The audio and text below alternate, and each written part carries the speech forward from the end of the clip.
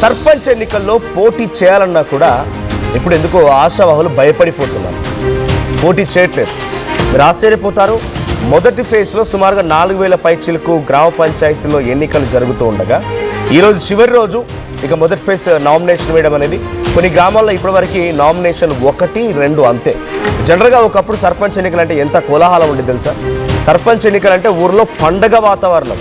వారు నిల్చుంటారా, వీళ్ళు నిల్చుంటారా, లేకపోతే ఏం జరుగుతుంది, ఎవరికి మద్దతు ఇవ్వాలి, ఏందని మొత్తం లెక్కలు కడుతూ రాష్ట్ర వ్యాప్తంగా అనేక రకాల చర్చలు జరిగేవి.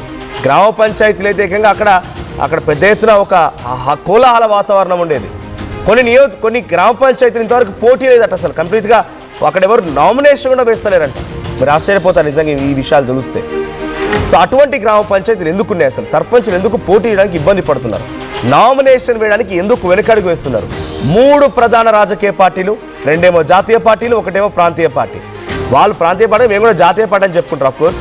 బట్ బీఆర్ఎస్, బీజేపీ, కాంగ్రెస్ లాంటి పార్టీలు కూడా ఈరోజు సర్పంచ్లని ఆ నామినేషన్ వరకు తీసుకోవడానికి ఎందుకు వాళ్ళు కూడా పెద్దగా ఆసక్తి చూపడం లేదు. పోటీ చేయకండి, అప్పుల పాలవ్వకండి అని చెప్పి గతంలో పనిచేసినటువంటి సర్పంచులు సూచిస్తున్నారు.